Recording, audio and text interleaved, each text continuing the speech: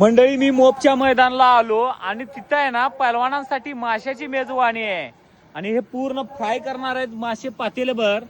आणि मला वाटते 200 किलो सांगितले यांनी की 200 किलो माशांचं ऑर्डर दिलेली आहे, कारण इथं इसापूर धरणच आहे, धरणातनं आणलेलं आहे 200 किलो. आणि इथं फ्राय करायचं काम चालू आहे, पहलवानाला जेवण. आणि इकडे एकंदरीत तयारी चालू आहे. काय ते 200 किलो आहे का मासे? हा 200 किलो इसापूर धरणातनं आणलेला आहे. हा इसापूर धरण. मोपचं कुस्ती मैदान आहे, कुस्त्या तिकडे चालू आहेत. कुस्त्या झाले की पहलवानाला हे सर्व जेवण असणार आहे. महाराष्ट्रातील एकमेव असं गाव आहे की तिथं पहलवानाला माशांचं जेवण दिलं जात आहे. तर या सर्व आयोजक मंडळीचं कौतुक आहे.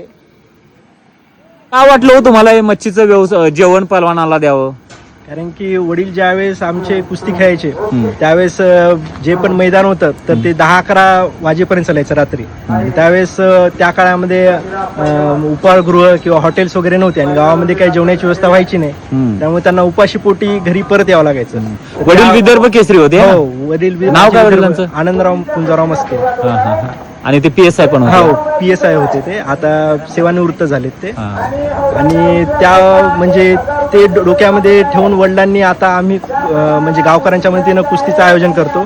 तर त्यामध्ये ते म्हणजे त्या थ्रूच आता जे पण पैलवान येतात आमच्या इथं कुस्ती खेळायला तर त्यांना एक आम्ही फिशचा बेत एक ठेवतो. अराउंड 2-3 क्विंटलच्या आसपास आम्ही फिश वगैरे बनवतो आणि जे पण पैलवान येतात आणि प्रेक्षक येतात तर त्यांना आम्ही आग्रहाने जेवू घालून परत पाठवतो. नक्कीच नक्कीच शुभेच्छा. हे उपक्रम खूप चांगला आहे. प्रत्येक मैदाना आयोजकांनी कमीत कमी भात आमटी तरी ठेवलं पाहिजे. तर असं एक सुंदर जेवण बेत या ठिकाणी करण्यात आलेलं आहे.